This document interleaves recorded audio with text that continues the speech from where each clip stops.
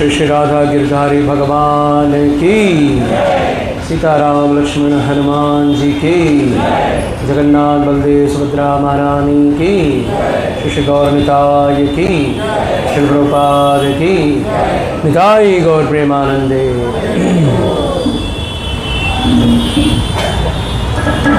जय राधा माधव कुंज बिहारी,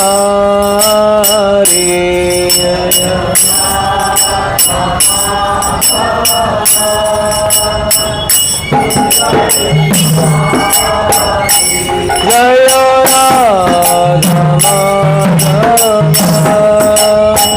कुंज बिहारी, जय राधा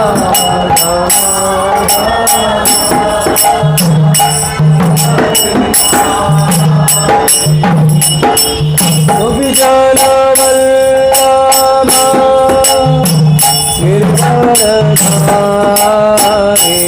जय गोपी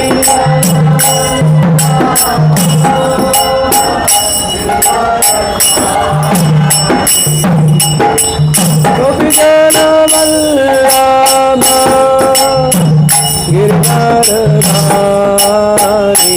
जय गोपी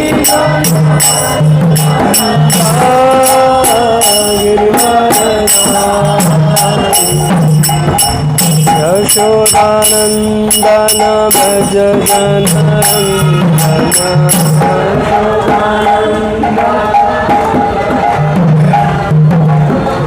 यशोदानंदन भज जनरंजन, यशोदानंदन भज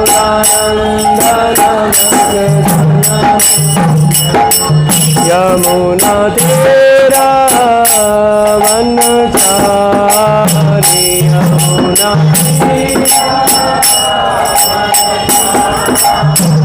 यमुना तेरा वनचारी,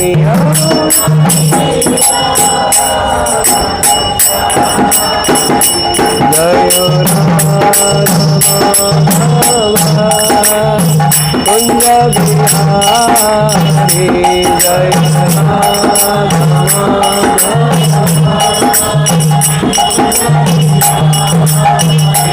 जय राधा माधव कुंज बिहारी, जय राधा माधव कुंज बिहारी। हरे कृष्णा कृष्णा कृष्णा हरे हरे, हरे राम राम राम हरे हरे, हरे कृष्णा कृष्णा कृष्णा हरे हरे, हरे राम राम राम हरे हरे, हरे कृष्णा कृष्णा कृष्णा हरे हरे, हरे राम राम राम हरे हरे, हरे कृष्णा कृष्णा कृष्णा हरे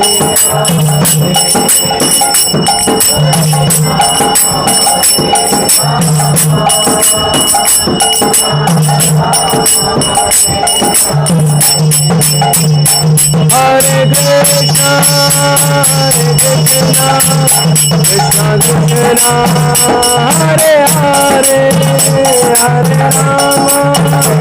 Hare Rama Rama Rama Hare Hare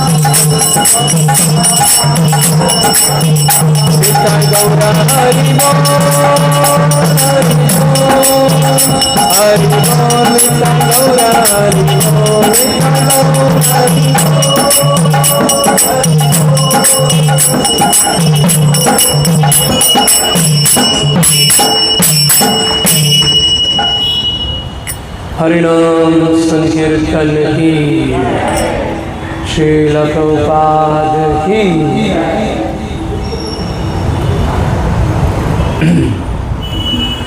ओम नमो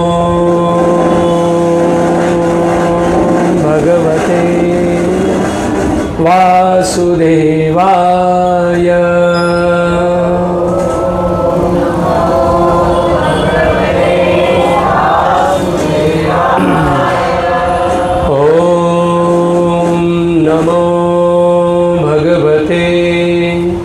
वासुदेवाय।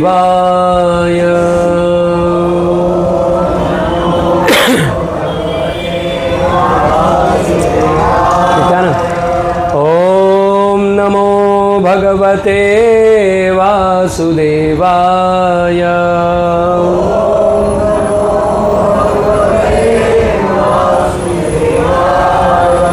नारायणं नमस्कृत्यं नरं चैव नरोत्तमं देवीं सरस्वतीं व्यासं ततो जयमुदीरये। नष्टप्रायेषु भद्रेषु नित्यं भागवत सेवया भगवतीरुत्तम श्लोके भक्तिर्भवति नैष्ठिकी। तो हम चर्चा करने वाले हैं श्रीमद् भगवद गीता अध्याय 18 श्लोक क्रमांक 65। मन्मना भव मद्भक्तो,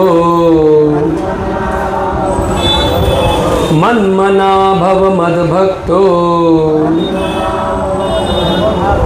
मद्याजी मां नमस्कुरु, मद्याजी मां नमस्कुरु।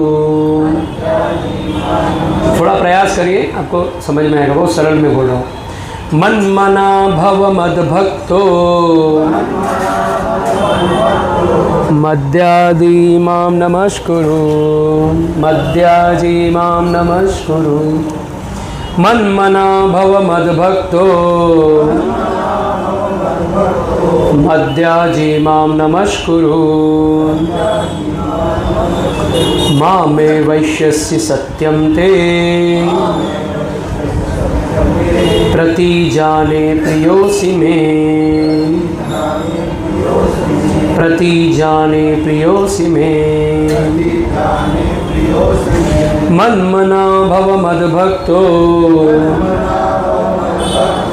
मद्याजी मां नमस्कुरु मामे वैश्यस्य सत्यं ते प्रतिजाने प्रियोऽसि मे। शब्दार्थ आप मेरे पीछे दोहराइए। मत मना, मेरे विषय में सोचते हुए, भवा हो, मद्भक्ता मेरा भक्त, मद्याजी मेरा पूजक, माम मुझको, नमस्कुरु नमस्कार करो, माम मेरे पास, एवा ही इष्यसि आओगे, सत्यम सच सच, ते तुमसे, प्रतिजाने प्रतिज्ञा करता हूँ, प्रिय प्रिय असी हो, मैं मुझको। अनुवाद एवं तात्पर्य श्री प्रभुपाद जी के द्वारा। श्री प्रभुपाद की अनुवाद। सदैव मेरा चिंतन करो, मैं बोल रहा हूँ बस। सदैव मेरा चिंतन करो, मेरे भक्त बनो, मेरी पूजा करो और मुझे नमस्कार करो। इस प्रकार तुम निश्चित रूप से मेरे पास आओगे। मैं तुम्हें वचन देता हूँ क्योंकि तुम मेरे परम प्रिय मित्र हो। तात्पर्य, ज्ञान का गुह्यतम अंश है कि मनुष्य कृष्ण का शुद्ध भक्त बने, सदैव उन्हीं का चिंतन करे और उन्हीं के लिए कर्म करे। व्यावसायिक ध्यानी बनना ठीक नहीं। जीवन को इस प्रकार ढालना चाहिए कि कृष्ण का चिंतन करने का सदैव अवसर प्राप्त हो। मनुष्य इस प्रकार कर्म करे कि उसके सारे नित्य कर्म कृष्ण के लिए हो। वह अपने जीवन को इस प्रकार व्यवस्थित करे कि 24 घंटे कृष्ण का ही चिंतन करता रहे।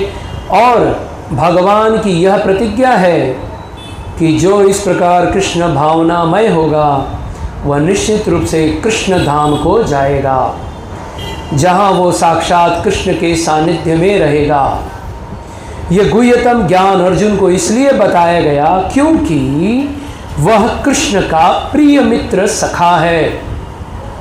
जो कोई भी अर्जुन के पथ का अनुसरण करता है वह कृष्ण का प्रिय सखा बनकर अर्जुन जैसी ही सिद्धि प्राप्त कर सकता है।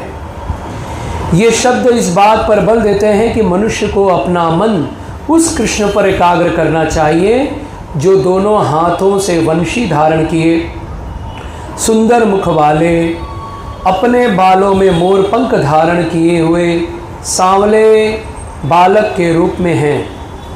कृष्ण का वर्णन ब्रह्म संहिता तथा अन्य ग्रंथों में पाया जाता है। मनुष्य को परम ईश्वर के आदि रूप कृष्ण पर अपने मन को एकाग्र करना चाहिए। उसे अपने मन को भगवान के अन्य रूपों की ओर नहीं मोड़ना चाहिए। भगवान के नाना रूप हैं, यथा विष्णु, नारायण, राम, वराह आदि।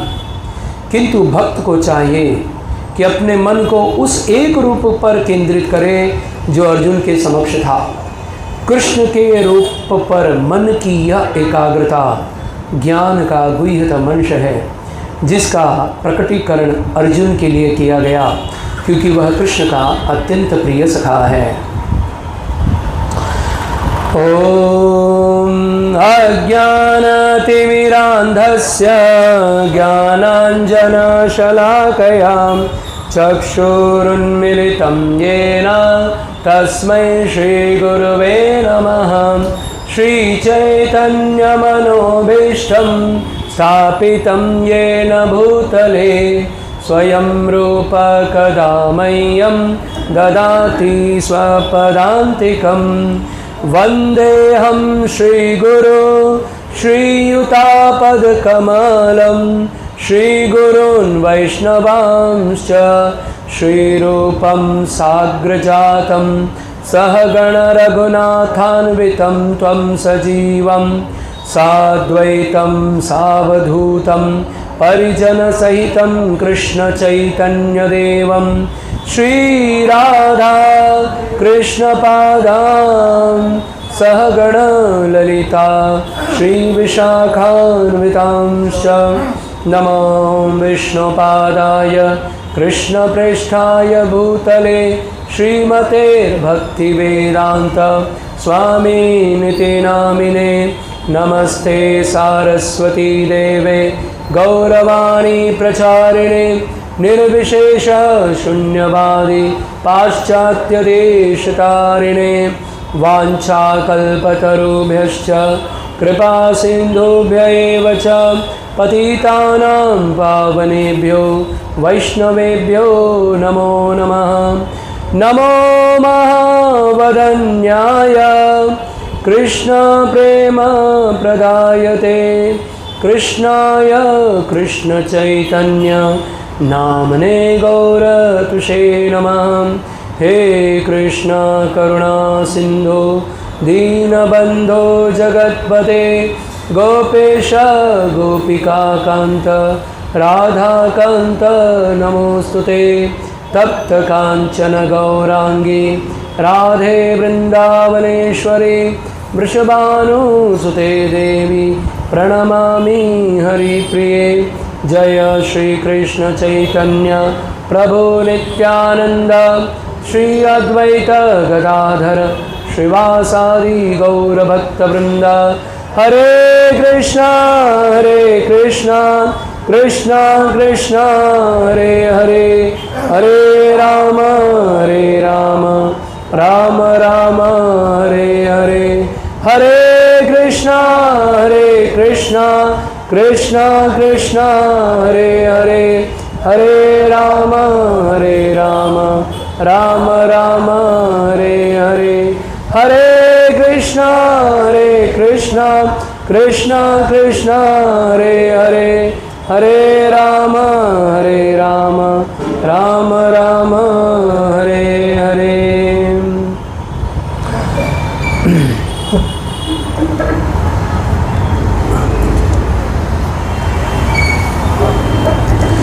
यं ब्रह्मा वरुणेन्द्ररुद्रमरुता स्तुवन्ति दिवे सवे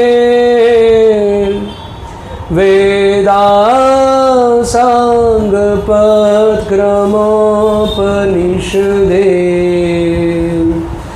गायन्ति यं सामगा। ध्यानावस्थित तद्गतेन मनसा पश्यन्ति यं योगिनो यत्स्यातं न विदुसुरासुरगणा। देवाय तस्मै नमः।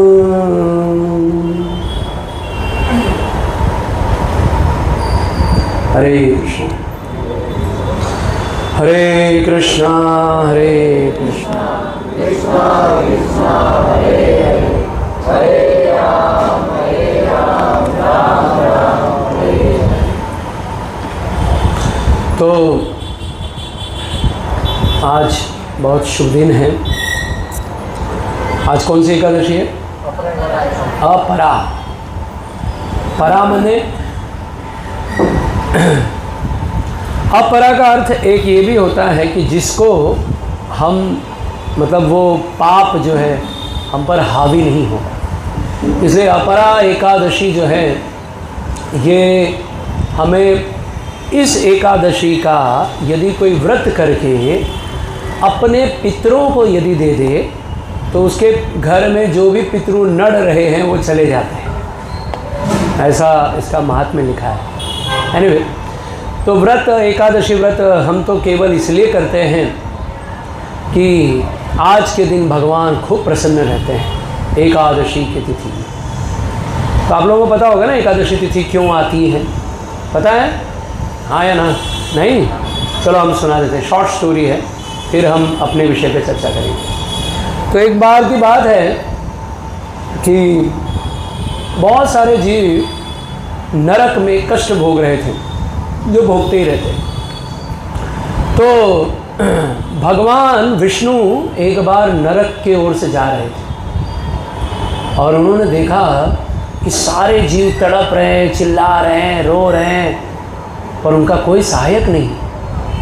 अब भगवान कितने भी हैं पर हैं तो करुणा सिंधु, तो उनके आँखों से आंसू गिर गया लोगों का कष्ट देख करके। तो जैसे ही उनके कष्ट में उनके आंसू गिरे, अश्रुधारा गिरी, तो उसी से एक देवी प्रकट हुई। और वो जो देवी थी वो एकादशी तिथि के दिन, उस दिन जो तिथि थी वो एकादशी थी। तो उस देवी ने भगवान से कहा कि प्रभु मेरा जन्म आपसे हुआ है, आप मेरे लिए कुछ आज्ञा बताइए। भगवान ने तुरंत कहा कि देवी आज से तुम्हारा नाम एकादशी होगा, ठीक है? और क्या करना है मुझे? तो बोले आज के दिन जो भी भक्त एकादशी व्रत करेंगे यानी अन्न ग्रहण नहीं करेंगे और मेरा नाम जप करेंगे, उन्हें तुम डायरेक्ट वैकुंठ लेके आ जाना। उनको जॉब दे दिया। तो पूरे जितने भी संसार के लोग थे, अब संसार मतलब केवल आपका पृथ्वी ही नहीं है, ऐसे हजारों करोड़ों पृथ्वी है, ठीक है? तो जितने भी संसार में लोग मनुष्य जीवन जो जी रहे हैं वे सारे के सारे फ्लाइट में बैठ रहे हैं वैकुंठ के और सीधा वैकुंठ सब जा रहे हैं फटाफट, मतलब टिकट भी नहीं मिल रहा है। तो इतना भर भर के लोग वैकुंठ जा रहे थे तो पाप खुद चल करके आया भगवान के पास। बोला प्रभु आपने भी तो मुझे सृष्टि किया है, आपने भी तो मुझे बनाया है, अब मैं बहुत कमज़ोर होते जा रहा हूँ, आजकल कोई पाप ही नहीं कर रहा है, सब वैकुंठ जा रहे हैं। तो आप मेरी भी रक्षा करिए, मुझे भी बचा के रखिए। तो भगवान बोले हाँ बात तो सही है, तो एक काम करो, तुम एकादशी के दिन अन्न में प्रवेश कर जाओ।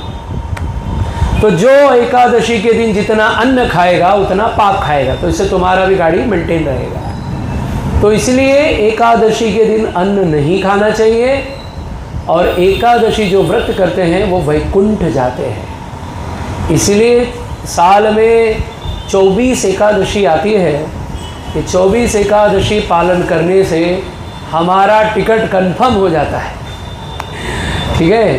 तो जिनको भी डाउट है कि हम वैकुंठ जाएंगे कि नहीं जाएंगे, ज़्यादा सोचो मत, 16 माला करो, 4 नियम पालन करो, एकादशी व्रत उपवास करो, बस हो गया काम। बाकी क्योंकि हमारी बुद्धि ये सृष्टि को समझने के लायक है ही नहीं।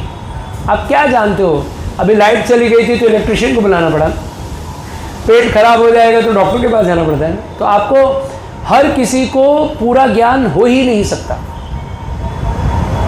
और अगर इस संसार का सारा ज्ञान अगर किसी को हो भी जाए तो वो व्यक्ति आपके पास नहीं आ सकता और आप उस व्यक्ति तक नहीं पहुंच सकते, है कि नहीं? तो अल्टीमेट नहीं पॉसिबल है कुछ भी।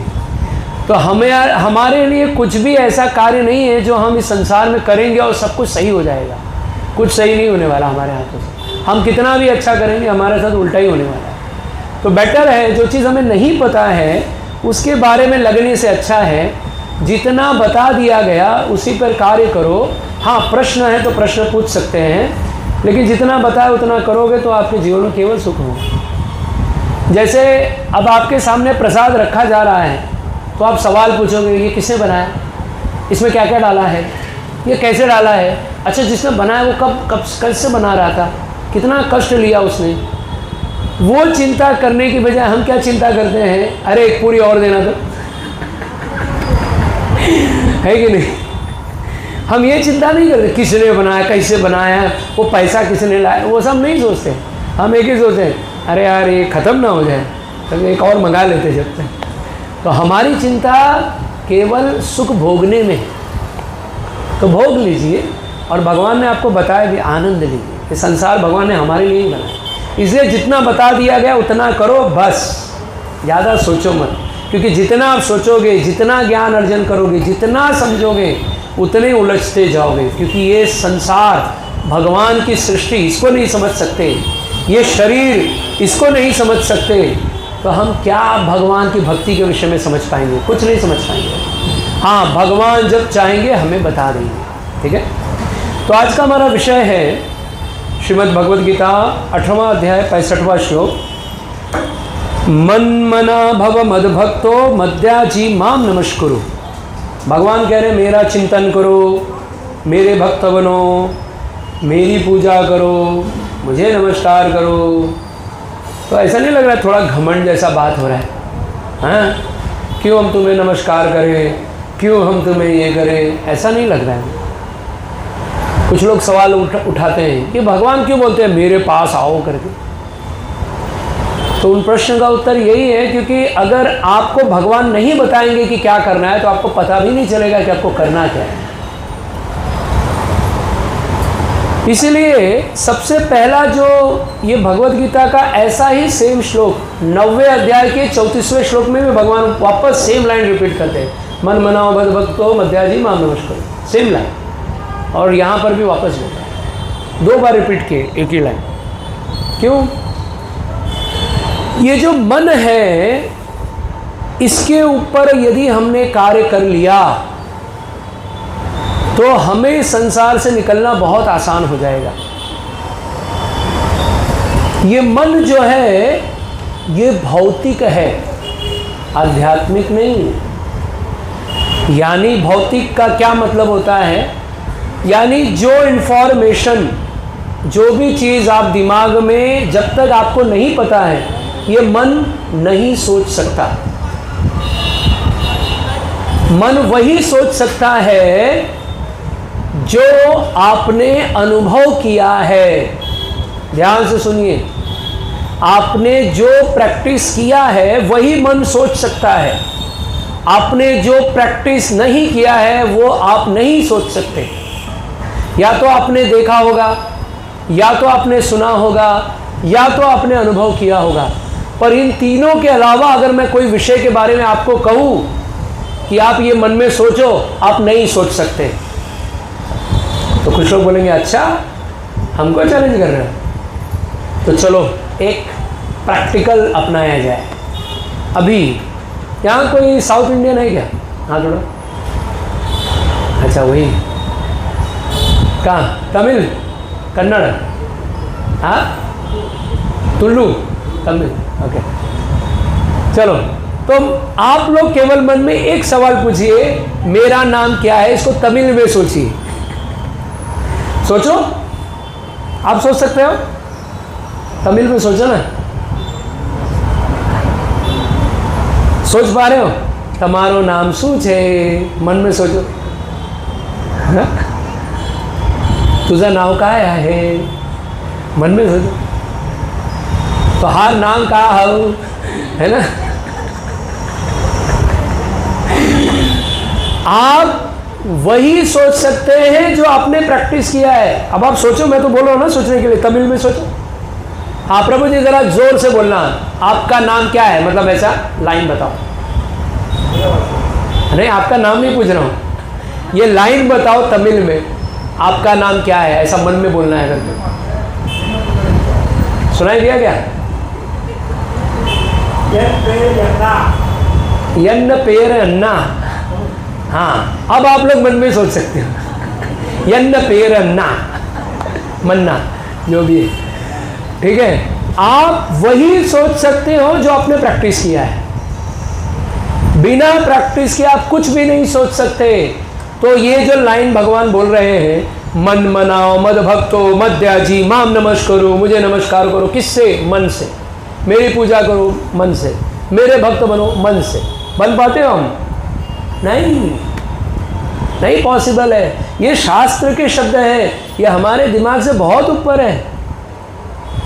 कुछ लोग बड़े बड़े जो महारथी लोग हैं कहते हैं भगवान से हमारा डायरेक्ट बात हो जाता है प्रभु जी। कल भगवान आके बात करके गए थे। अच्छा, हम लोग इतने साल से लाइन में लगे हैं, अभी तक तो कुछ हुआ नहीं। और हद तो तब हो जाती है जब कुछ लोग कहते हैं कि आज मुझे भगवान ये बोल के गए थे,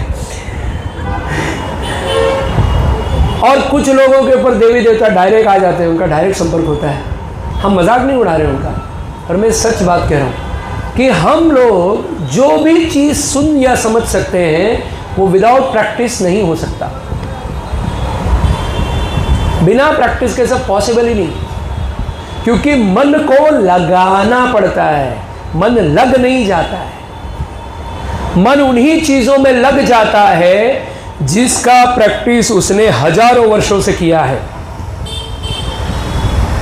जिसका प्रैक्टिस उसने हजारों वर्षों से किया है, उसका मन ऑटोमेटिक लग जाता है। उदाहरण, जैसे हम लोग कोई भी अच्छा चीज़ ज़्यादा देर तक नहीं सोच सकते, क्योंकि जैसे हम अच्छा सोचते रहते हैं उसमें भी हम बुरा सोचने लगते हैं कि एक दिन मैं पैसा कमाऊंगा, पैसा कमा के मेरे पास घर हो जाएगा, घर से मैं गाड़ी खरीदूंगा, गाड़ी खरीदूंगा, मेरा ऐसा होगा वैसा होगा। लेकिन वो बीच में ये क्या आ गया है, मेरा पैसा किसी ने चोरी कर लिया, फिर मैं क्या करूंगा। मतलब आप फिर नेगेटिव में जाओगे, क्योंकि हमारे साथ यही होता ही है। हम कितना भी अच्छा प्लानिंग करें, बीच में ज़रूर कोई ना कोई टांग अड़ा ही देता है। हमारा प्लान कभी सक्सेस होता ही नहीं। इसलिए मन में हम जब भी अच्छा सोचते हैं, आप पूरा 100% पॉजिटिव नहीं सोच सकते, क्योंकि मन में वो नेगेटिव एक्सपीरियंस इतना ज़्यादा है कि हम सही पूरा सोच ही नहीं पाते। इसलिए ज़्यादातर लोग यही कहते हैं, प्रभु जी क्या करूं, मन में बड़ा उथल पुथल चलता रहता है, ये शांत ही नहीं होता है। ये उथल पुथल चलने ही वाला है, आप इसके चक्कर में क्यों पड़े हो? ये मन को सुधारने में मत लगो, ये मन सुधरने वाला है नहीं। इसको कहीं इंगेज कर दो, लगा दो। तो कहाँ लगाना है? भगवान बोले मन मनाओ मद भक्तो। मन को लगाना है। लगाना अगर इतना आसान होता तो लगा देते हैं। कृष्ण के पास लग गया, अब हमारा प्लग जॉइंट हो गया, अब बस बढ़िया चल रहा। पर ऐसा होता है क्यों? हमने तो प्याज लहसुन छोड़ दिया, चाय कॉफ़ी छोड़ दी, कितना कुछ छोड़ दिया, पर ये मन है कि और हावी हो रहा है। हम पहले तो भी इंसान थे, अब तो और राक्षस फीलिंग आ रही है। ये क्यों हुआ ये सब?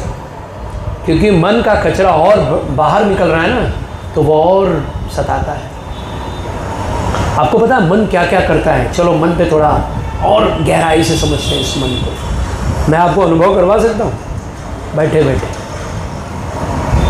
इस मन में इतना अनुभव कर लिया है कि यदि किसी विषय पर चर्चा की जाए और आपने अगर उसका शारीरिक रूप से प्रैक्टिस किया है, तो मन आपको उसका आस्वादन करा देगा। अभी आप यहाँ से बाहर जाइए, बढ़िया पानी पूरी का ठेला लगा है और उसमें चटर पटर वाला बढ़िया सा पानी रखा हुआ है, जो हल्का सा तीखा। नहीं, आज अरे एकादशी व्रत टूट जाएगा कुछ लोग। पर जैसे ही आप सुनते हो पानी पूरी, मुंह में पानी आ जाता है। हाँ, जीवा से थोड़े बहुत तो रस क्षारित होते ही। देखिए ये मन है। मैं इस विषय को इसलिए समझाने का प्रयास कर रहा हूं कि मन को कैसे भगवान में लगाना है। तो जब आप कोई भी चीज का याद करते हो, अगर आपको एक्सपीरियंस है तो शरीर वैसे ही कार्य करता है। अगर आप कहीं डरावनी जगह कभी गए हो, आपने अनुभव किया है या देखा है या सुना है, तो जैसे ही वो विषय आपके मन में आएगा, आप भयभीत हो उठते हो, है ना, डर आ जाता है। या आपके साथ कभी ऐसा हुआ होगा कि आप चलते चलते कहीं गिर गए, तो निद्रा में हम सोते ही हम भी गिर रहे होते हैं, भयंकर, है ना? इतना ही नहीं, आपने जो भी अनुभव किया है वही मन उसी से आपको अनुभव कराता है, डराता है, दिखाता है, सुलाता है, समझाता है। जो अनुभव किया वही। मन क्या क्या कार्य करता है, आप इस मन को यदि संभाल पाओ और समझा पाओ कि अभी ठंडी लग रही है जोर से, तो आपको गर्मी में भी ठंडी लगेगी। यह मन का पावर है। कितने बड़े बड़े योगी हैं जो हिमालय में रहते हैं, वो ऐसे ध्यान में बैठते हैं और 2-4 मिनट के अंदर उनके शरीर से पसीना निकलता है माइनस टेम्परेचर में। यानी अंदर कुछ ऐसा है जो इतना शक्तिशाली है कि व्यक्ति को यह अनुभव करा रहा है कि यार ठंडी नहीं, गर्मी है। ये मन, और मन के ही रोग इतने ज़्यादा हैं कि यदि मन में व्यक्ति को कचरा भरने लग जाए तो बिल्डिंग से छलांग लगा देता है, कूद जाता है, सुसाइड कर लेता है। ये मन के वजह से होता है।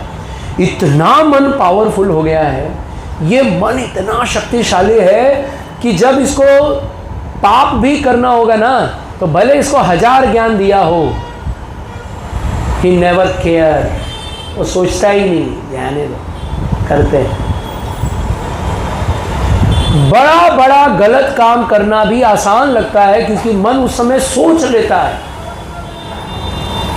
खासकर। और मन कितना तेज और कितना ज़्यादा फटाफट हमें समझा सकता है, ये भी बताता हूँ आपको। जब आप कभी स्कूल जाते होंगे, जब आपका एग्ज़ाम होने वाला होगा और आपने साल भर पढ़ाई नहीं की थी, तो मन इतना शक्तिशाली हो जाता है क्योंकि मजबूर है, तो वो फटाफट हमें 365 दिन का जो काम है वो 3 घंटे में करवा देता है ना? वो बातें फटाफट समझ में आ जाती है। यानी मन रेडी है समझने के लिए, हम समझना नहीं चाहते हैं, ये प्रॉब्लम है। इसलिए आप ये मत सोचिए कि आपका उम्र हो गया है तो आपको शास्त्र याद नहीं होगा, आपका उम्र हो गया तो आपको ये बात समझ में नहीं आएगी। आप किसी भी उम्र में रहो, आप जो चीज़ जब चाहोगे आप पा सकते हो। ये मन की शक्ति है, जब चाहोगे तब मिल जाएगा, केवल निर्णय लेना होता है। ये मन का कार्य है, क्योंकि मन आपको उसी विषय में लेके जाएगा। जब आपने मन में विचार किया और मन ने सोचा कि हाँ मुझे ये कार्य करना है, इसके लिए मुझे क्या क्या चाहिए, वो आपको उस मार्ग पे पूरा हेल्प करता है। मन पूरा हेल्प करता है। जैसे किसी को चोरी करना है, तो चोरी करने के लिए क्या करेगा, उसको मन दिमाग देगा पहले पढ़ाई कर ले, ये भी बुक पढ़ ले, तो पूरा पढ़ लेगा वो। फिर यहाँ जाके एडमिशन लेके ये नॉलेज ले ले, वो भी कर ले। फिर बाद में यहाँ जाके नौकरी कर ले, वहाँ ऐसा काम करना है कि सफल होना है, वो भी कर लेगा, क्योंकि मन बराबर दिमाग चलाएगा। क्योंकि मन को क्या करना है, इससे चोरी करवाना है। तो वो सारा नॉलेज लेने के बाद वो वही करता है। यहाँ तक कि हम जो सोचते हैं हम वही बनते हैं। अगर आपने सोच लिया कि आपको भक्ति करनी है तो आप भक्त बन जाओ, अगर आपने सोच लिया तो। अगर आपने सोच लिया नहीं मैं तो ऐसा ही भक्त बनना चाहता हूँ, बस गए हरे कृष्णा बढ़िया बस, तो आप वैसे भी भक्त बन जाओ। किसी ने सोचा नहीं मेरे को गंभीर भक्त बनना है, मुझे जल्द से जल्द इतना अच्छा भक्त बनना है कि मुझे केवल कृष्ण के नाम का प्रचार करना है, तो बन जाएगा। क्योंकि वो वैसे ही मार्ग ढूंढेगा कि वहाँ तक वो पहुँच सके, तो पहुँच जाएगा। हर व्यक्ति जिस स्थान पर जाना चाहता है, यदि उसका दृढ़ संकल्प होगा तो मन उसके लिए इतना शक्ति प्रदान करता है, इतने आइडियाज़ देता है कि वो वहाँ पहुँच जाता है। इसलिए भगवान ने यही कहा, मन लगाओ, मन मना मद भक्तो। तो मन को हम भगवान में कैसे लगाएं? तो अभी ध्यान से सुनो विषय को।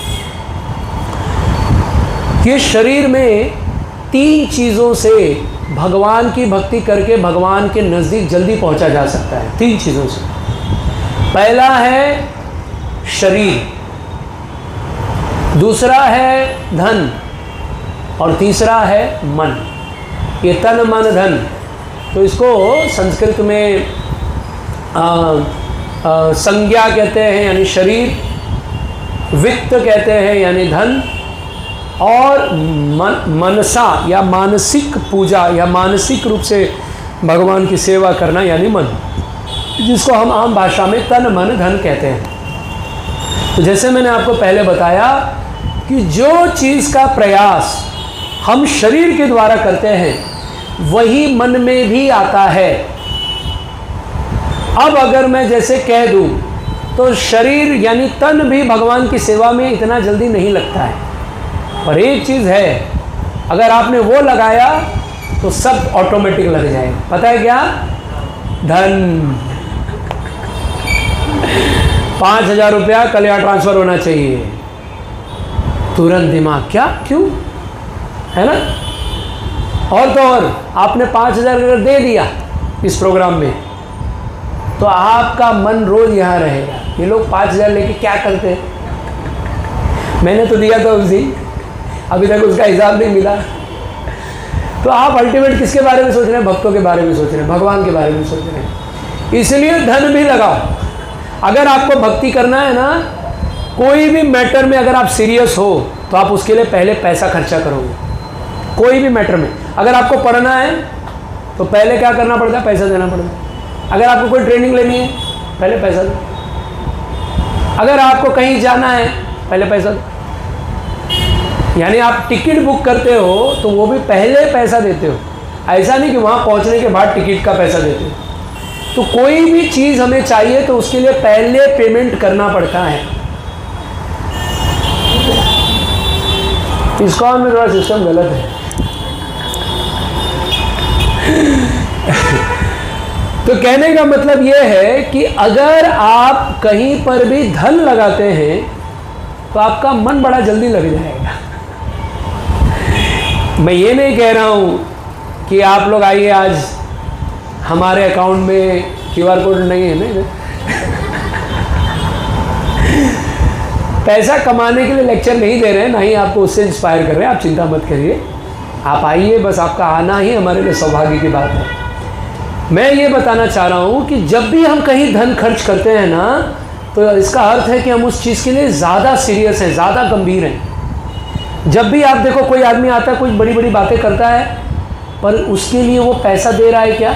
अगर वो पैसा दे रहा है तो वो सीरियस है। अगर वो पैसा दे रहा है, जैसे बड़े बड़े इस दुनिया में क्राइम होते हैं, आतंकवाद होता है या बड़ा पॉलिटिक्स चेंज करना पड़ता है, तो सबसे पहला काम करना पड़ता है, पैसा लेके आना पड़ता है। कि अगर कोई ये आदमी कह रहा है कि मैं तुम्हें इलेक्शन जिता दूंगा, तो बोलता है पहले पैसा ला, फिर पता चलेगा ना। तू बोल रहा है जिता देगा, कितना देगा बोल? मैं 100 करोड़ दूंगा। अरे इसमें क्या होगा? मैं 500 करोड़, इसमें कुछ नहीं है। इतना पैसा देना पड़ता है, तब उसकी बात का वैल्यू माना जाता है। हम कोई भी बात करते हैं ना, उसके पीछे बीच में कुछ रखना पड़ता है। जैसे आपको पता है, ये जो 500 रुपए का नोट है आपके पास जेब में, तो उसमें देखो एक लाइन लिखी रहती है, मैं धारक को 500 रुपए देने का वचन देता हूँ। 500 नहीं दे रहा हूँ, 500 का वचन दे रहा हूँ। अगर मैं आपसे 1 रुपया भी मांगू ना कि मुझे 1 रुपया अब भी दो, वचन मत दो, तो आप नहीं दे सकते। क्योंकि ये जो वचन दिया जा रहा है वो इसी आधार पे दिया जा रहा है कि किसी व्यक्ति ने उसके नाम का सोना रखा है कहीं, तो वो सोना रखा है, तो अगर वो बोलेगा कि मुझे 500 मत दो, मुझे उसके बदले सोना दो, तो उसको वो सोना देना पड़ेगा। तो इसलिए गवर्नमेंट ऐसा नहीं कर सकता कि हम नोट छाप दें और हम सबके अकाउंट में 15 लाख डाल दें। क्यों ऐसा नहीं कर रहा? क्योंकि जितना सोना होगा उतना ही वचन दे सकते हैं। अगर सोना कम पड़ गया तो वचन कम करना पड़ेगा, क्योंकि अगर ज़्यादा वचन घूम गया और सब आ गए मांगने तो कैसे देंगे। इसलिए जितना गोल्ड होगा उतना ही नोट छपेगा। ठीक है। अब तो हम जो धारक को वचन दे रहे हैं अगर वो वचन किस लिए दे रहे हैं? क्योंकि गोल्ड है बीच में। ऐसे ही हम अगर किसी भी बात को महत्व देते हैं तो उसके लिए हम पहले धन देते हैं। तो इसलिए पहला जो भक्ति में लगने का या भगवान की सेवा में करने का जो लोगों को जल्दी मन में घुसे भक्ति, वो पहले धन से आता है। पर धन चूंकि हर कोई नहीं निकालता है, क्योंकि धन सबको बहुत प्रिय होती है। मनी स्वीटर देन हनी, है ना? पैसा ज़्यादा मीठा लगता है शहद से ज़्यादा मीठा लगता है पैसा। तो इसलिए मन जो होता है वो तभी लगता है या तो धन दो और नहीं तो तन दो, शरीर दो। अब अगर आप शरीर लगाते हैं, जैसे सेवा करना, नाम जप करना, आरती करना, साधना करना, व्रत करना, तब क्या होगा? धीरे धीरे शरीर से मन में आने लगता है। और बस कुछ ऐसा ही होता है कि जब हम शरीर को लगाने लगते हैं तो शरीर से फिर वो बात मन में जाने लगता है, ट्रांसफर होने लगता है। अब जा करके कहीं मन लगेगा, तब जाके कहीं मन लगता है। तो जो प्रैक्टिस आप शरीर से करोगे वही मन में आएगा। इसलिए जब हम लोग बोलते हैं कि नाम जप करना है तो हम लोग कहते हैं बोल के करो, हरे कृष्णा कृष्णा कृष्णा हरे हरे, हरे राम राम राम हरे हरे। बोलो और सुनो, बोलो और सुनो। पर आप लोग जो लोग माला करते होंगे, कितने लोग माला करते हैं? अब ये सवाल नहीं पूछा कितना करते हैं, ठीक है? तो जैसे अभी हम माला स्टार्ट करते हैं तो हमको ये जो पहला मणि है ना, इस पे सुनाइएगा हरे कृष्णा कृष्ण कृष्ण हरे हरे, हरे राम राम। दूसरे पे हरे कृष्ण कृष्ण कृष्ण। तीसरे पे सुनाई देना बंद हो जाता है। तीसरे चौथे पर मन गायब। और वापस से जब लास्ट आता है, आखिरी नंबर, हरे कृष्ण कृष्ण कृष्ण हरे हरे, हरे राम राम, एक माला हो गया। पता है ये क्या था? मन सिर्फ इतना ही सुन सकता है। आप 108 के नाम में आप 108 मणि नहीं, आपको नाम नहीं सुन सकते। आप मन सुनने ही नहीं देगा। और जिस दिन एक माला भी आपने ध्यान पूर्वक कर लिया, आप 1 मिनट का ब्रेक लेके देखो, आप थकावट फील करोगे। एक माला ढंग से किया तो। और जब 16 माला की बात आती है, जो कुछ लोग कहते हैं अरे हम तो 32 माला कर लेते हैं, 64 माला कर लेते हैं, ये सब बड़े लोग हैं, कर लेते होंगे। लेकिन अगर कोई ढंग से ना 16 माला कर लेगा ना, तो बेहोश हो जाएगा, गिर जाएगा। क्यों? क्योंकि मन थक जाएगा। अरे बाप रे, कितना मेहनत करवा रही, नहीं होगा ये। मन से मेहनत मत करवाओ, हरिनाम मत करवाओ मन को। हाँ, मूवीज दिखाओ, किसी की बुराई बैठ के करो, मन में कितना आनंद आता है, कॉन्फिडेंस बिल्ड हो जाता है। हाँ, और क्या बोल रहे थे? लेकिन इसी मन को जब हम हरिनाम में लगाते हैं, हरिनाम करते करते मन गायब हो जाता है पूरा, पता ही नहीं लगता है हम कहाँ थे। और जब माला खत्म होना होगा तो मन आपको पहुंचाता है, लैंडिंग भी करवाता है, टेक ऑफ करवाएगा फिर लैंडिंग करवाएगा। क्यों पता है? ताकि आपको ये फील हो कि आपने 108 माला की है। आपको फीलिंग होना चाहिए, नहीं तो आप फिर से बोलोगे नहीं चलो और माला करना है, तो वो आपने बोलोगे अरे मेरा माला तो हुआ ही नहीं, तो वापस करवाओगे। तो मन वो वाला रिस्क नहीं लेना चाहता है। तो ये भगवान ने भौतिक मन बनाया है जो साधारण नहीं, बहुत असाधारण है। इसको हल्के में मत लो। और इस मन को ना, मन का सुनना बंद करो। आज मेरा मन कह रहा है, आज मेरे मन में ऐसा लग रहा है, आज हमको ऐसा लग रहा है, ये मन का मत सुनो, जो बोला है वो करो। जैसे मन भले ना लगे, पर आप बैठ के सुबह उठ के स्नान करके जप करो, हरे कृष्ण कृष्ण कृष्ण हरे हरे, हरे राम राम राम हरे हरे, बोलो सुनो बस। नहीं, मन में भगवान का आज ना बहुत बढ़िया सा विचार आ रहा था, तो मैं माला कर रहा था, लेकिन मुझे वो विचार से निकलने का मन नहीं हुआ। अरे मूर्ख, नाम को बोलो और सुनो। ये मन आपको लगता है कभी कभी ना कि बड़ा भक्ति भाव वाला भी बात करता है, आपको दिखाएगा, जैसे माला स्टार्ट करेंगे आपको दिखाएगा कि हम देखो मंदिर गए हैं, मंदिर में बढ़िया से सुंदर राधा गिरधारी है, उनकी मधुर मधुर मुस्कान हो रही है, इतना सुंदर मंदिर। ये मंदिर किसने बनवाया था? फिर मंदिर से याद है ये संगमरमर जो है ये लोग अच्छा वाला यूज़ नहीं करते हैं। अरे मंदिर में तो बहुत पॉलिटिक्स रहता है, अरे उधर पैसा ही मांगते रहते हैं, अरे यहाँ यही चलता रहता है, जाने दो हम घर पे ही सही है यार, घर में भी कुछ ठीक नहीं चल रहा। और पूरा करते करते माला होता है और लास्ट में हरे कृष्णा कहना, हाँ एक माला हुआ। ये मन का गेम है। इसलिए जब हम लोग कथा सुनते हैं तो बड़ा मीठा लगता है, पता है क्यों?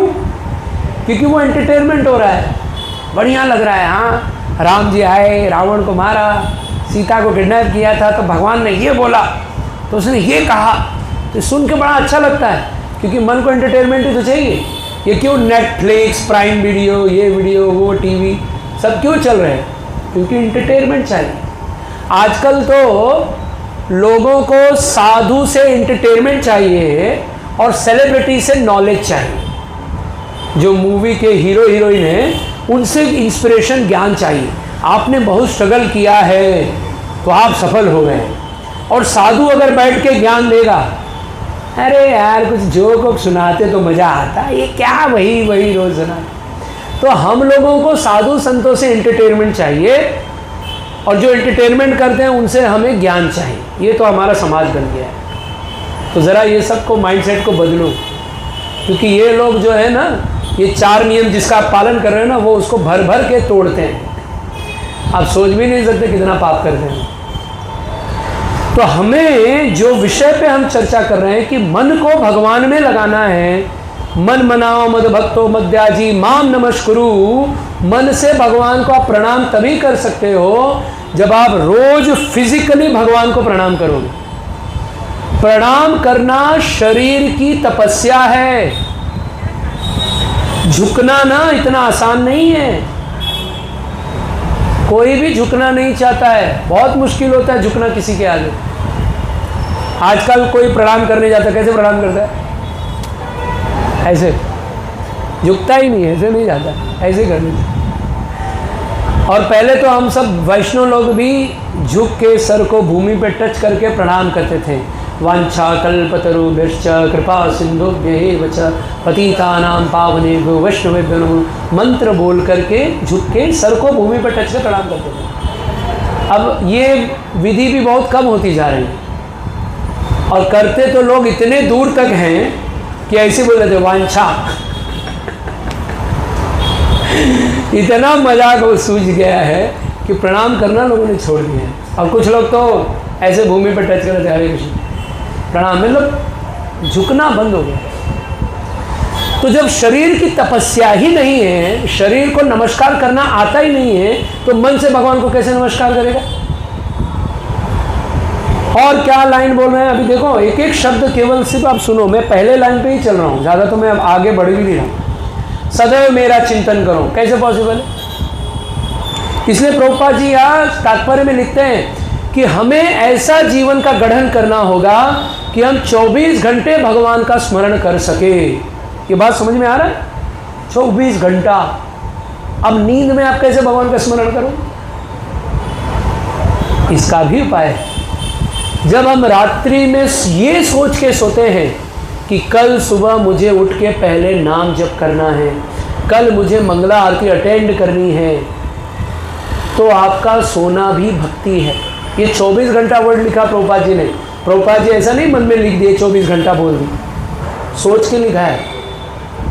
12 घंटा नहीं लिखा, 4 घंटा नहीं लिखा, 2 घंटा नहीं लिखा। 24 घंटे भगवान का स्मरण करने का मतलब है कि जब हम सोते भी हैं तो हमारा उद्देश्य उस नींद का इसलिए होना चाहिए कि जब मैं उठूं ताकि शरीर मेरा सरल हो जाए और मैं शांति से भगवान का नाम ले सकूं। इसलिए नींद आवश्यक है। जो लोग रात्रि में जल्दी नहीं सोते वो भक्ति नहीं कर सकते। फिर से रिपीट करूं, जो लोग रात्रि में जल्दी नहीं सोते वो भक्ति नहीं कर सकते। क्या बात कर रहे हैं, ऐसे कैसे हो सकता है? तो सुनो, जैसे सूर्य अस्त होता है तमोगुण बढ़ने चालू करता है। तो तमोगुण सूर्य अस्त हो गया मान लो 6 बजे, तो 6 से 9 बजे तक तमोगुण का प्रभाव इतना ज़्यादा नहीं रहता, इसलिए संध्या वंदन होती है। तो शाम को 7 बजे हम लोग संध्या वंदन करते हैं ताकि हम सतोगुण में रहें। पर वो तो तमोगुण तो बढ़ने ही वाला है और बढ़ते जाएगा बढ़ते जाएगा बढ़ते जाएगा। तो तब तक क्या करो, जल्दी से सो जाओ। तो तमोगुण का कार्य तमोगुण में करेंगे तो अच्छा लगता है। तो रात में आप जितना जल्दी सोगे नींद उतना अच्छा लगेगा आपको, उतनी मीठी आएगी। और जितना व्यक्ति जल्दी सोता है उसको उतना शरीर में अधिक नींद मिलता है। मतलब अगर कोई 9 से लेकर के रात को 9 बजे सोए, हम तो अभी कथा चला है, कोई अगर रात को 9 बजे सोता है और सुबह 4 बजे उठता है तो आपके हिसाब से कितना घंटे का नींद लिया? 7 घंटा? नहीं, अब मैं बताता हूँ कितना घंटे नींद लिया। 9 बजे से 12 बजे तक 1 घंटे का मतलब 2 घंटे का नींद होता है। 1 hour is equal to 2 hour. तो यानी 3 घंटे में आपने कितना नींद ले लिया? 6 घंटे का। और 12 से 3 के बीच में मतलब जो आपने नींद ली, तो 1 घंटा इज इक्वल टू 1 घंटा, यानी कितना हो गया? 9 घंटा। और 3 बजे से लेकर के 6 बजे के बीच में जितना भी आप नींद लेंगे वो 1 घंटा इज इक्वल टू आधा घंटा। समझ में आया? तो आपने टोटल कितना नींद लिया पता है आपको? 9.5 घंटे। अब अगर आप रात को 12 बजे सोइए, पता है अब आप कितना नींद लेते हैं? आप सुबह 8 बजे भी अगर सो के उठते हैं तो अब आपको मैं टाइम बताता हूँ कितना सोते हैं। टाइम के कैलकुलेशन के हिसाब से 12 से 8 बजे मतलब 8 घंटा सोए ना। पहले हम लोग 9 से 4 बजे तक कितना उठे? 7 घंटा। और अब हम 12 से लेके 8 बजे तक सोए, अब हमने कितने घंटे की नींद ली? सुनो ध्यान से। 12 से मतलब 12 के बाद में 1 घंटा इज इक्वल टू 1 घंटा, और 3 बजे के बाद 1 घंटा इज इक्वल टू आधा घंटा, और 6 बजे के बाद 1 घंटा इज इक्वल टू 15 मिनट। तो कितना घंटे का नींद लिया आपने? 3, 1.5, 4.5 और मिला जुला के 45 मिनट और जोड़ लो, मोटा मोटी 5, 5.25 घंटे का नींद। अब 5.25 घंटा कोई सोएगा तो उसका नींद पूरा होगा? नहीं। आयुर्वेद भी कहता है कम से कम 6-7 घंटे सो। तो इसलिए अगर आप 12 बजे सो के 8 बजे भी उठोगे ना, आपकी नींद होगी ही नहीं पूरी। इसलिए लेट सोने के बाद जब हम उठते हैं ना तो भी नींद आता ही रहता है। और अगर आप जल्दी सोते हो, साधक जब तक निद्रा पर कार्य नहीं करेगा, भोजन पर कार्य नहीं करेगा, ये मन नहीं लगेगा। आते रहो, बात करते रहो बड़ी बड़ी, कुछ नहीं होने वाला। प्रैक्टिस करना पड़ता है, सब कुछ साइड रख करके मेहनत करना पड़ता है, तब जा करके रिजल्ट आएगा। ये सिर्फ बोलने का बात नहीं है, करने का, प्रैक्टिस का बात है। हम लोग जब तक प्रयास नहीं करेंगे, अपनी नींद पर कार्य नहीं करेंगे, अपने भोजन पर कार्य नहीं करेंगे, और हमको लगता है कि हम भक्ति करके भगवत धाम चले जाएंगे, ये आसान नहीं है। साधना करना पड़ता है, और साधना सरल नहीं होती है, साधना कठिन होती है। साधन, ट्रैवल करते हो ना, ट्रेन पकड़ते हो, कार बैठते हो, रिक्शे में बैठते हो, तो बैठना उठना अच्छा लगता है क्या? और बिहार से चर्चगेट वालों को तो बताइए कितना अच्छा लगता है ना। तो हम लोग जब देखते हैं कि साधन जो है वो अच्छा नहीं है, तो साधना क्या अच्छा होगा क्या? नहीं, इसमें भी बहुत कष्ट है। बैठना पड़ता है, सुबह समय पर उठना पड़ता है, रात्रि में जल्दी भोजन करना पड़ता है, तब जाकर के भक्ति कर पाएंगे। तो इसलिए जब तक हम ये कार्य को अच्छे से नहीं सेट करेंगे, हम लोग भक्ति में आगे नहीं बढ़ सकते। आप सालों साल प्रोग्राम अटेंड करिए, आप सालों साल मंदिर जाइए, आप सालों साल माला करिए, पर आपका स्तर बढ़ेगा ही नहीं। मन से जो चेतना जो डेवलप होनी चाहिए थी वो अभी तक हुई ही नहीं, क्योंकि आप कृष्ण के लिए उठना चाहते तो हो, पर आपका लाइफस्टाइल ही ऐसा नहीं है। इसलिए कहा जाता है, बड़ा गंभीर विषय है, थोड़ा ज़्यादा हो जाएगा अगर मैं बोलूँगा तो, पर सुन लीजिए। If your chanting is disturbing, अगर आपका नाम जब थोड़ा डिस्टर्ब हो रहा है, क्या बोलते हैं हिंदी में डिस्टर्ब, मैं भी बोल गया, हाँ क्या, अवरुद्ध हो रहा है, वाह बहुत सुंदर।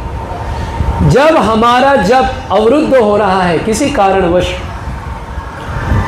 तो जो कार्य से वो जप करने में बाधा आ रही है उस कार्य को छोड़ देना चाहिए। If your job is disturbing your chanting, change your job.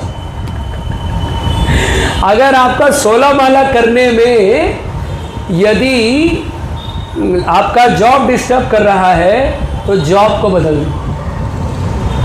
तो ये थोड़ा ज़्यादा हो जाए, कुछ लोग बोलेंगे क्या प्रभु जी ऐसी जॉब हमारा नहीं चल रहा है, वैसी माला भी नहीं हो रही है, आप और ये सब बता रहे हो। लेकिन हाँ, जब आप ये कार्य करोगे, जिस दिन आप ये गंभीर हो गए ना, मैं आपको सच बता रहा हूँ, जिस दिन आप ये कार्य करने लगोगे कि सुबह आप केवल जप को लेकर के इतने कंसिडर रहोगे कि मैं जपा अच्छे से करूँगा चाहे जो हो जाए, आपको जॉब भी वैसा मिलेगा, आपका धन भी अच्छा हो जाएगा, सब कुछ खुद ब खुद सुधर जाएगा। क्योंकि हरिनाम सब कुछ देने में सक्षम है। हरिनाम कोई भी वस्तु हमें अच्छे से दे सकती है यदि हम अच्छे से हरिनाम करते हैं तो। इसलिए हरिनाम करने के लिए जब तक कोई व्यक्ति सुबह उठ नहीं पाएगा, और सुबह तभी उठेगा जब वो रात को बहुत कम खाएगा। सूर्य अस्त के बाद नहीं खाना चाहिए, पता है आप लोगों को, सुना है कभी? किसी ने सुना होगा तो आज से सुन लो, अभी आज खा लेना, प्रसाद बना है बढ़िया से। सूर्य अस्त के बाद यदि आप नहीं खाओगे और सुबह उठ करके भगवान की साधना करना चाहते हो तो रात्रि का भोजन का त्याग करो। बिना रात्रि का भोजन त्याग किए सुबह का भोजन, सुबह का नाम जप आप नहीं कर सकते, नॉट पॉसिबल। आप बैठ ही नहीं सकते, 2 घंटा बैठने, आधा घंटा बैठने को बोलो अच्छे से लोग नहीं बैठ सकते। तो हमने हमारा वैदिक जीवन त्याग दिया। हमारा वैदिक जीवन क्या था? सूर्योदय से सूर्यास्त के बीच में हमारा भोजन कार्य सब कुछ होता था, उसके बाद सब खत्म, रात में सब बस बातचीत करके सो जाते थे। अब हमने वैदिक, अब हम लोग क्या कर रहे हैं? वैदिक बातें कर रहे हैं, वैदिक बातें कर रहे हैं, पर वैदिक प्रैक्टिस नहीं कर रहे, वैदिक कार्य को जीवन में नहीं उतार रहे, बातें बड़ी बड़ी कर रहे हैं। उसने वो श्लोक में ऐसा नहीं बोला, अरे ये साधु लोग होकर के ऐसा कैसे करते हैं, ये सब पे विषय में चर्चा करते हैं, पर हम इस विषय पर चर्चा नहीं करते कि ये जो हम साधना करना चाहते हैं उसके लिए भी वो नियम पालन करना होगा, क्योंकि ये वेद है, पुरातन है, ये नया नहीं है, और ये सदैव नवीन रहता है जब हम इसका पालन वैसे ही करते हैं। इसलिए यदि रात्रि का भोजन नहीं त्यागेंगे, रात्रि में जल्दी सोने प्रेफर नहीं करेंगे, रात में जल्दी सोना नहीं आरंभ करेंगे, तो आप सालों साल आप बोलो मैं सवेरे भक्ति करना चाहता हूँ, माला करना चाहता हूँ, पर क्या करूँ, माला करते करते नींद आ जाता है और बड़ा कष्ट लगता है, सुबह उठा ही नहीं जाता, ये इसलिए एक्सक्यूज़ आते हैं। तो आज एकादशी व्रत किया है आपने, आज ये अपरा एकादशी आपको उस परम स्थान तक पहुंचा सकती है यदि आप इन बातों को गंभीरता से जीवन में पालन करोगे तो रिजल्ट आएगा, बोलने से रिजल्ट नहीं आएगा। हम लोग सत्य के मार्ग में हैं, आर्टिफिशियल झूठा जीवन नहीं जी रहे, तो हमारे यहाँ दिखावे का सम्मान नहीं है, हमारे यहाँ करने वालों का सम्मान है। हमें वो भक्त, चैतन्य महाप्रभु भी कहते हैं, मुझे वही भक्त पसंद है जो बोलता है और करता है।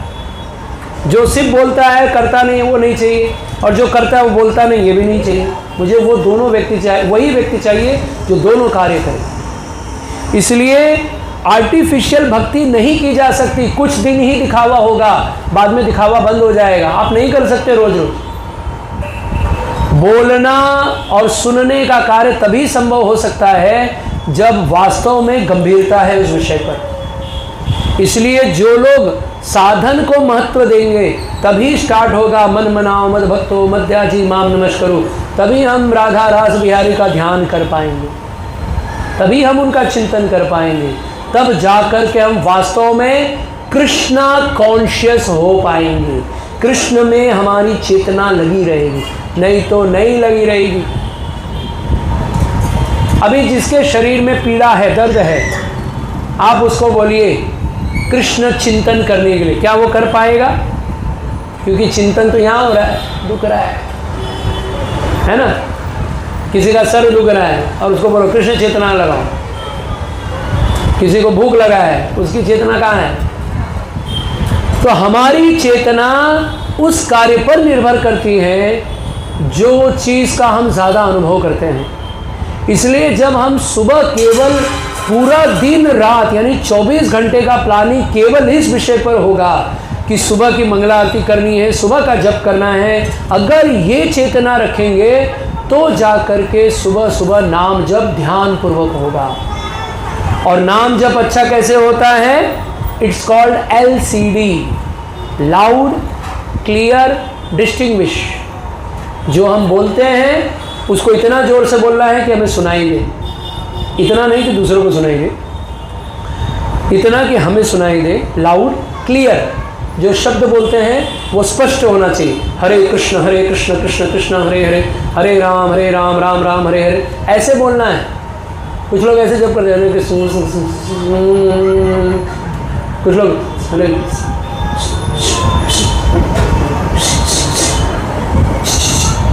ऐसे जपा करते हैं। और कुछ लोग हरे राम राम हरे कृष्ण राम राम राम हरे कृष्ण राम राम राम। आप देखिए ये लोग भक्ति कर रहे हैं, माला कर रहे हैं, पर सालों से कर रहे हैं, लेकिन इनके अंदर चेतना बदली नहीं, इनके अंदर शांति आई नहीं। क्योंकि कोई भी कार्य को जब तक स्पष्ट नहीं करोगे वो आपको भी पूरा रिजल्ट नहीं देगा। पर हरिनाम इतना शक्तिशाली है कि कोई अस्पष्ट करेगा, अधूरा करेगा तो भी वो फल प्रदान करता है, पर यदि कोई उसको और अच्छे से करेगा तो उसके फल का तो कहना ही क्या। मन शांत, चेतना शुद्ध, हृदय में शांति, आँखों को देख के पता चल जाता है कि कितना शांत, चेहरे को देख के पता चल जाएगा कितना प्रसन्न है, मन को उसके स्वभाव से ही समझ में आएगा इसका मन कितना शांत है। इसलिए हंसी तभी आ सकती है जब मन में आनंद हो। ऊपर का नकली दिखावटी हंसी से कुछ नहीं हो सकता। ऐसे ही दिल में प्रेम है तो सामने आ ही जाता है। इसलिए जब दिल बोलता है तो दिल सुनता है।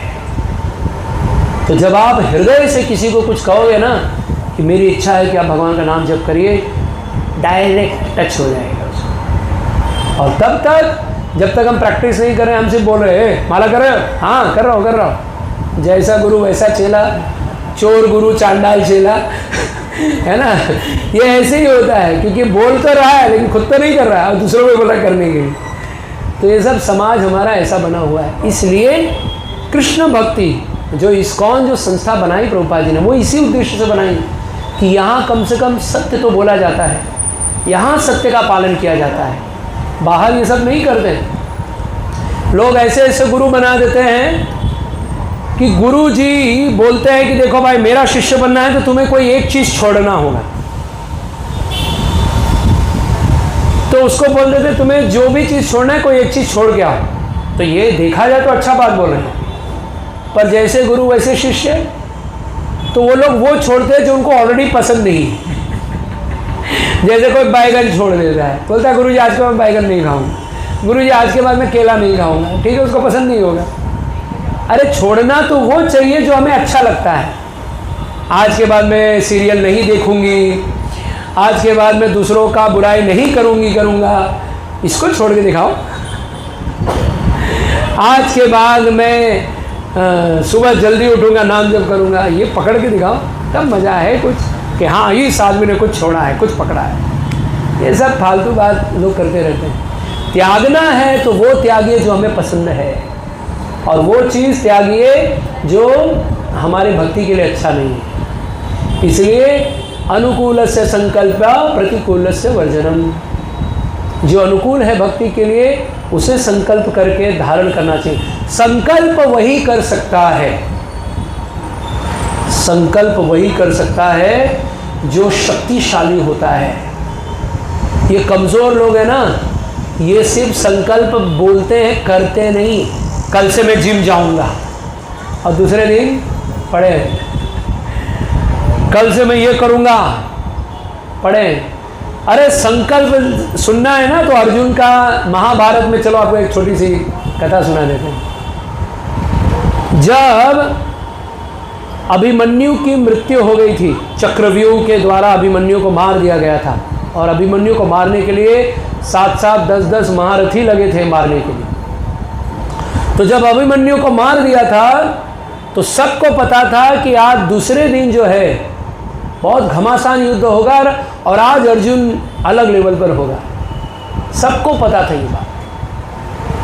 तो अर्जुन ने जैसे महाभारत का युद्ध आरंभ ही होने जा रहा था, अर्जुन आकर के सब कौरवों के आगे बोलते हैं कि कौरव सेना ध्यान से सुनो,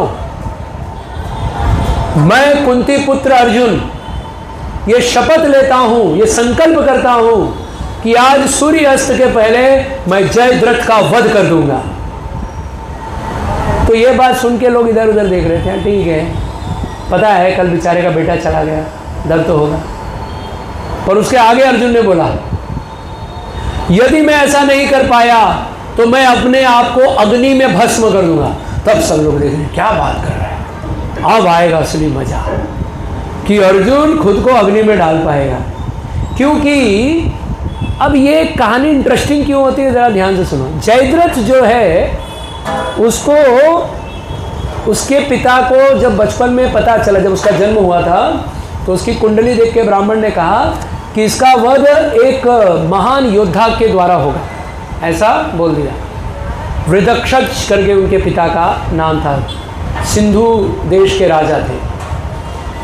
तो उन्होंने जब सुना कि मेरे बेटे की ऐसी मृत्यु होगी तो उन्होंने बहुत तपस्या करके, तंत्र विद्या करके, वगैरह वगैरह करके ये वरदान लिया कि जो भी यदि मेरे बेटे को मारेगा, अगर मेरे बेटे का सर भूमि को स्पर्श करेगा तो उसके भी 100 टुकड़े हो जाएंगे, ऐसा वरदान लिया।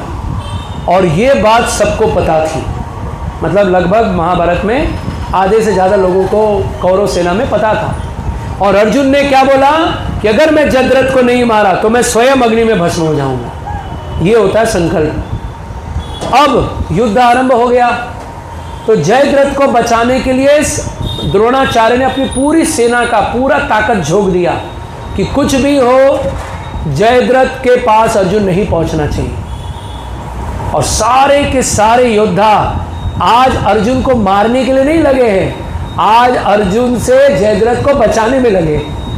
हर बार तो लोग दूसरे को मारने का कोशिश करते थे, आज सब रक्षा करने में लगे, क्योंकि सबको पता है अर्जुन को आज मारना तो भूल ही जाओ, हरा भी ना या उसको एटलीस्ट घायल भी करना मुश्किल होगा, आज इतना पावरफुल रहेगा। तो अब ऐसी स्थिति हो गई कि अर्जुन जो है ले बाण पे बाण मार रहा है, यहाँ मार रहा है, वहाँ मार रहा है, सब लोग धराशायी होते जा रहे हैं। द्रोणाचार्य आकर के युद्ध कर रहे हैं, द्रोणाचार्य भी, उनको भी परास्त करके अर्जुन हट गया, लेकिन जयद्रथ नहीं मिल रहा है। अब चारों भगवान कृष्ण भी रथ लेके दौड़ा रहे हैं, अरे जयद्रथ दिख नहीं रहा है। अर्जुन बोल रहा है, अरे प्रभु जरा देखो, कहीं गूगल मैप डालो, जल्दी पहुंचाओ, सूर्य अस्त होने वाला, टाइम खत्म हो रहा है। भगवान बोल रहे मैं भी तो कोशिश कर रहा हूँ, लेकिन चारों तरफ जयद्रथ को ढूंढ रहे, जयद्रथ दिख ही नहीं रहा है। अब आप सोचो क्या व्यू रचना की होगी, जयद्रथ नहीं मिल रहा है। अब वहाँ पर नया ट्विस्ट, अब इतने में क्या हो गया, सूर्य अंधेरा हो गया। एटलीस्ट अंधेरा नहीं हुआ था, सूर्य गायब हो गया था कुछ समय के लिए, किसी ने गायब कर दिया था। तो जैसे ही सूर्य गायब हो गया, अंधेरा हो गया, सब खुश हो गए, अर्जुन नहीं मार पाया, अर्जुन नहीं मार पाया, सब लोग खुश हो गए। अब सब ये देखना चाहते कि अर्जुन कैसे आग जला के अग्नि में कूदेगा, क्योंकि ये तो हो गया था। और जैसे ही सब कुछ हो गया तो सब लोग बाहर निकल गए, तो जयद्रथ भी बाहर आ गया, जयद्रथ बाहर आ गया और हंसने लगा, है अब मैं यहाँ सामने हूँ और तू जीवित है, अब चल तू मर। तो जयद्रथ बड़ा खुश हो रहा था। पीछे से भगवान अर्जुन को बोलते हैं, अर्जुन बाण चलाओ। अर्जुन ने धनुष पे बाण तो रख लिया, पर ऐसा पीछे देख रहा है, क्या बोल रहे हो आप? सूर्य तो है ही नहीं, ये तो अधर्म हो जाएगा, मैं मारूंगा तो। भगवान बोले, मैंने बोला है ना मार। तो अर्जुन अब बाण चढ़ा तो लिए, लेकिन कॉन्फिडेंस क्लियर नहीं हो, क्योंकि नियम तोड़ करके करना तो हमारे मन में है ही नहीं। तो अर्जुन तो इतने बड़े शुद्ध भक्त हैं, कैसे करेंगे, और बड़े योद्धा है, वीर है। तो फिर भगवान समझ गया अर्जुन नहीं करेगा, तो भगवान ने तुरंत सनलाइट वापस आ गया, बोला अर्जुन देखो सूर्य इधर है, तुम्हारा दुश्मन तुम्हारे सामने है, मारो बाण। तब अर्जुन ने मार दिया बाण, और जैसे ही जयद्रथ गिरा तुरंत दूसरा बाण मारा, उसका सर कट के कहाँ गया, उसी के पिता के गोदी में, और वो धराशायी हो गया। और उस दिन सब लोगों ने अर्जुन की जय जयकार की, इसलिए कि अर्जुन ने जो संकल्प लिया था उसे पूरा किया। इसलिए यहाँ पर एक शब्द बोला है कि भगवान ने अर्जुन को कहा कि मन मनाओ मद भक्तो मद्याजी माम नमस्कुरु, कि तुम मेरे भक्त बनो, मेरी पूजा करो, मेरा वाला ये वाला ध्यान करो, जो बंसी रूप धारण करता हूँ वो वाला ध्यान करो। ये सबसे गुह्य रूप है और इसके जैसा स्वरूप कहीं नहीं है, इसलिए अर्जुन तुम यही वाला रूप धारण करो। ये किसको बोला? अर्जुन को। कौन? जो दृढ़ संकल्पित रहता है, जो भगवान का शुद्ध भक्त है, जो भगवान का सखा है, वो उसको भगवान बता रहे हैं कि क्या करने से मैं मिलूँगा। क्या अर्जुन के पास कृष्ण नहीं थे? पर अर्जुन को फिर भी माध्यम बना के भगवान हमें बता रहे हैं कि ये करो तो ही तुम्हें मैं प्राप्त होऊंगा। इसलिए जब तक हम साधना को लेकर के सीरियस नहीं रहेंगे, जब तक हम रात्रि में सोना नहीं सीखेंगे, बॉम्बे में तो अब सोना और कम कर रहे हैं लोग, है ना, सब 12 के पहले तो कोई सोता ही नहीं। तो जब तक हम सोना जल्दी नहीं आरंभ करेंगे, हम ना तो अच्छे साधक बनेंगे, क्योंकि भगवत गीता में भगवान बोलते हैं ना, जो कम सोता है या जो अधिक सोता है, जो ऊंचे आसन पे बैठता है, जो नीचे आसन पे बैठता है, जो बराबर खाता नहीं है, ये कोई लोग साधना कर ही नहीं सकते, तो ये क्या मुझे प्राप्त करेंगे? तो हम लोग सुनते हैं, लेकिन थोड़ा अप्लाई भी और मजबूती से करना होगा। जितना आपने किया है उससे कुछ और आगे बढ़ो। जो आपने किया वो अच्छी बात है। जैसे आपका मन यहाँ लग जाता है कि चलो प्रोग्राम में चलना है, आपका मन पहले लगा तो आप प्रोग्राम में आ गए, पर ये काम आपका मन आसानी से कर रहा है, तो ये काम आपने अचीव कर लिया। अब इसके पीछे पड़ने की ज़रूरत नहीं है, अब आपको उसके पीछे पड़ने की ज़रूरत है जो आपसे नहीं हो रहा है। हमेशा अपने आप को चैलेंज दो। Challenge makes change. चुनौतियाँ हमारे जीवन में बदलाव लाती हैं।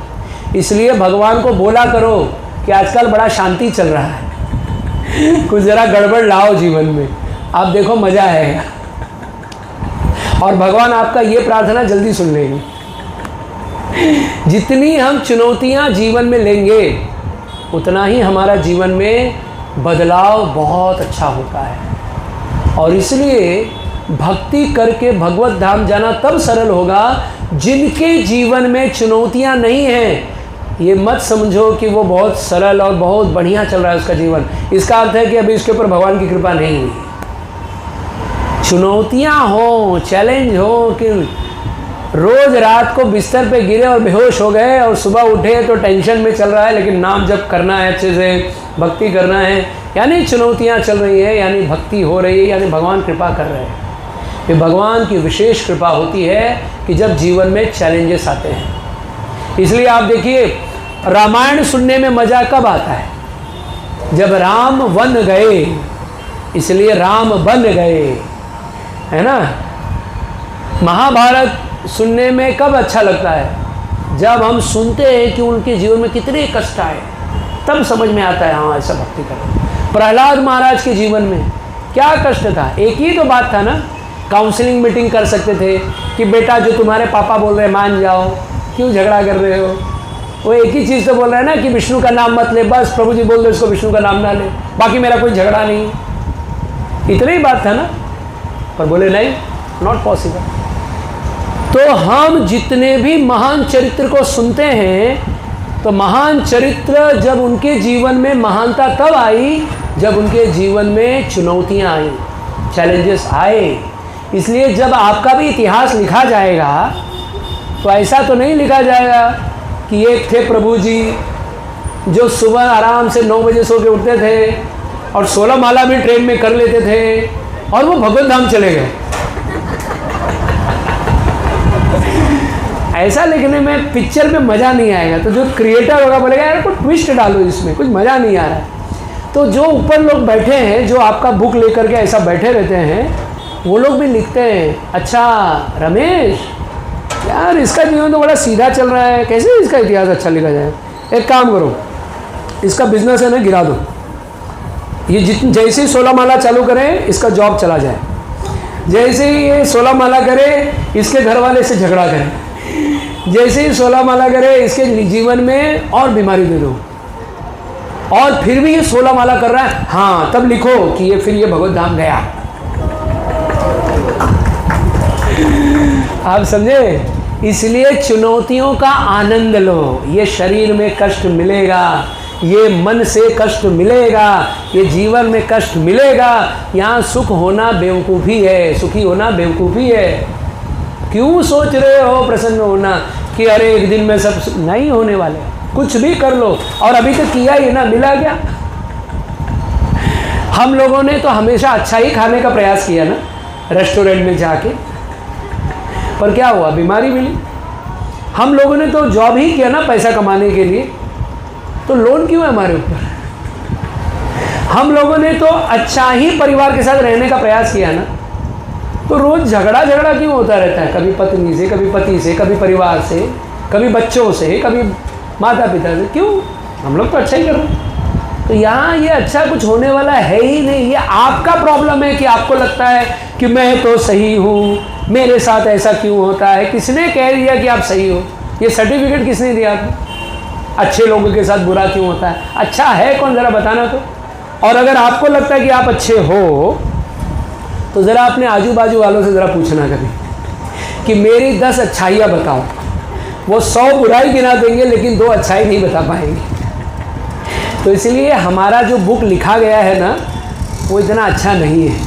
मतलब आपका लिखा होगा मुझे तो पता है। जैसे आज देखो मैं आया तो लाइट चला गया, कीर्तन चालू करने गया तो माइक खराब हो गया। हमारे जीवन में इतना कष्ट चल रहा है तो आप सोचिए कहाँ कहाँ नहीं मिलेगा। हम जब भी कहीं जाते हैं ना प्रसाद खत्म हो जाता है, या अगर किसी ने बड़े मन से प्रसाद बनाया तो उस दिन जरूर नमक या तो ज़्यादा होगा या कम होगा। तो मैं सोचता हूँ यार जब मैं आता हूँ तभी मेरे साथ ये होता है। तो हमारे जीवन में कभी कुछ अच्छा होने वाला है ही नहीं, और इसके चक्कर में मत पड़ो। जब आप ज़्यादा सोचोगे ना कि आज तो यार ऐसे ही चलने वाला है और कुछ अच्छा हो जाए तो बड़ा अच्छा लगेगा, हाँ ठीक रहा ठीक रहा। लेकिन हम सोच के चलते नहीं, मैं ऐसा सोचा हूँ, ऐसा ही होगा ऐसा ही होगा, कुछ नहीं होता है, सब बिगड़ जाता है, तब दर्द होता है। अपेक्षा जितना रखेंगे उतना कष्ट होगा। अपेक्षा रखना बंद करो। यदि लक्ष्य बनाना है तो बड़ा लक्ष्य बनाओ। भगवत प्राप्ति करनी है, शुद्ध हरिनाम लेना है, शुद्ध भक्त बनना है, बस इतना ही लक्ष्य बनाओ।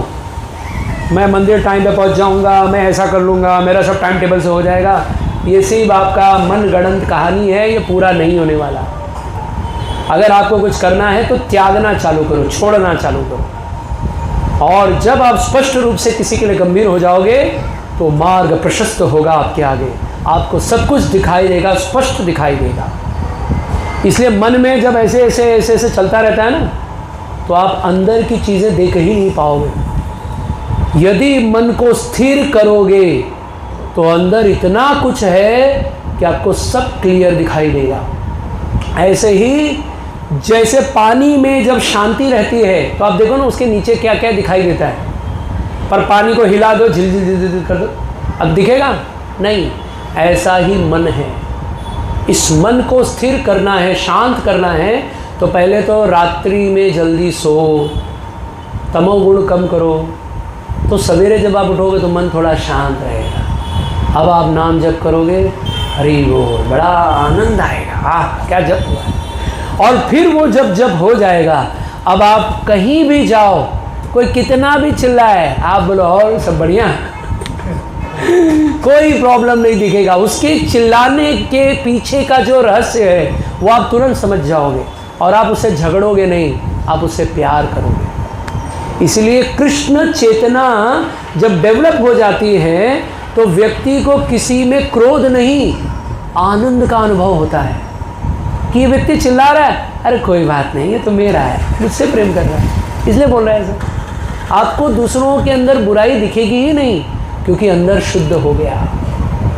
बुराई इसलिए दिखती है क्योंकि जो अंदर है वही बाहर दिखता है। चोर को पुलिस देख के क्या लगता होगा, है ना, अरे यार कहाँ गया मैं, लेकिन जब वो चोर है ही नहीं तो पुलिस को देख के क्या फर्क पड़ता है उसको, है ना। वैसे हमारे अंदर कोई अगर कल्मश है ही नहीं तो हमें किसी में कल्मश नहीं दिखेगा। दोष तभी दिखता है, बुराइयां तभी दिखती हैं क्योंकि अंदर बुराई भरा पड़ा है। इसलिए अगर अच्छी साधना होगी तो आपको किसी में बुराई कभी नहीं दिखेगी, आपको ये सारे के सारे शुद्ध भक्त दिखेंगे, जो भी नहीं दिख रहे, है ना, वो तभी दिखेंगे जब मन शुद्ध हो जाएगा। अरे सब इतने प्यारे भक्त हैं, क्या बताऊं, सब बहुत अच्छे लगते हैं। कभी देखो भक्तों के दृष्टि से, उनको पूरी दुनिया में सब अच्छे लोग लगते हैं, है ना। आप जाओ किसी शुद्ध भक्त से कभी मिलो, वो बोलेगा यार सब अच्छे हैं, कोई बुरा है ही नहीं, और हम दुनिया बनाने वाले, क्या तेरे मन में समाई, काहे को ये लोग बनाई,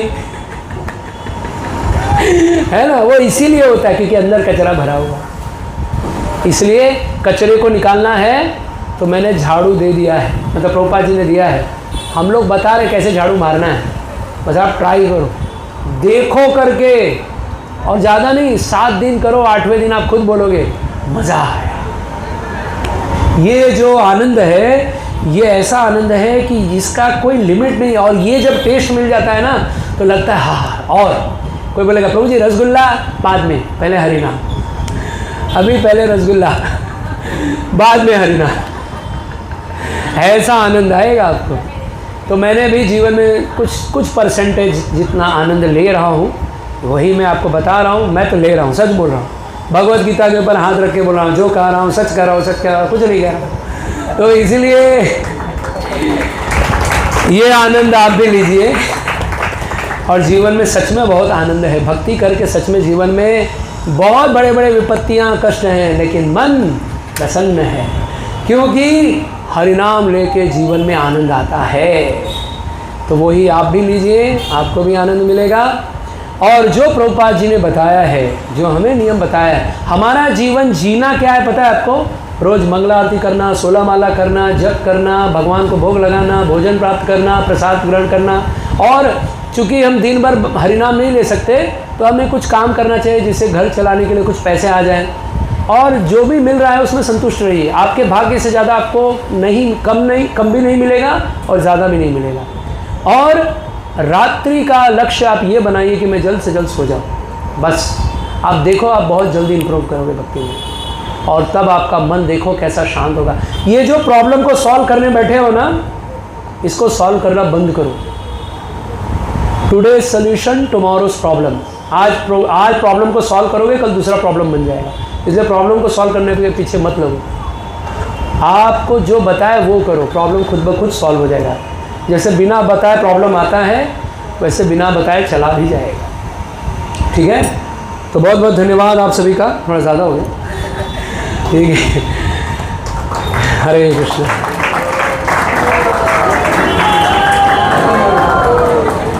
तो किसी का कोई प्रश्न है? मतलब सब सो लेंगे, अब इसके ऊपर भी पूछ रहे हैं। ठीक है, बहुत बहुत धन्यवाद। थोड़ा ज़्यादा समय ले लिया आपका, लेकिन क्या करूं, बहुत समय के बाद मिला, थोड़ा मैं भी उत्साही हो गया और प्रार्थना करूँगा आप सभी और भक्ति में आगे बढ़ें। मुझे भी आशीर्वाद दीजिए ताकि मैं और अच्छे से भक्ति कर सकूँ। हरे कृष्ण।